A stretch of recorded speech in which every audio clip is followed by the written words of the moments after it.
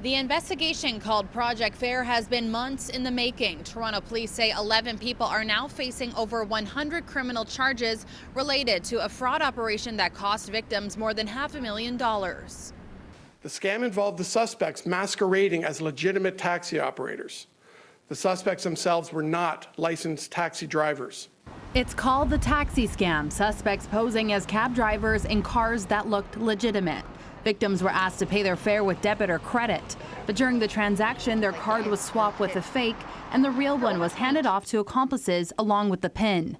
Those cards were then used to withdraw cash, deposit fraudulent checks, and purchase expensive items like electronics, high-end clothing, and artwork. The Financial Crimes Unit began our investigation in July of 2024 after multiple reports from victims. Initially, investigators linked 61 incidents to the suspects. By the end of the investigation, this is now over 300. Earlier this spring, officers executed 3 search warrants and seized point-of-sale terminals, fake taxis, and dozens of bank cards.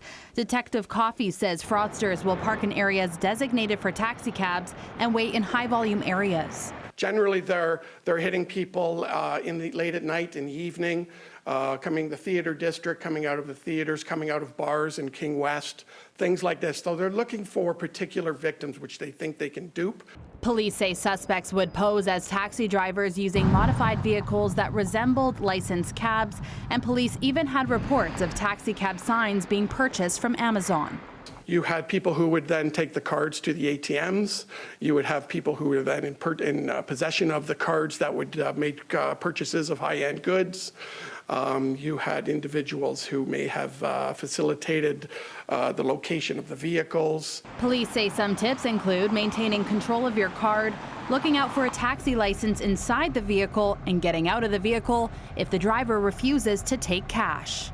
Remember that legitimate taxi drivers will never refuse cash, will not take your card out of your sight, nor will they ever ask for your PIN. If something doesn't feel right, trust your instincts, refuse a transaction, and report it.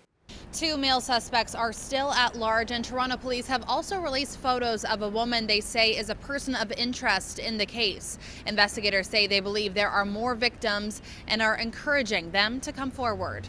At Toronto Police Headquarters, Catalina Gillies, City News.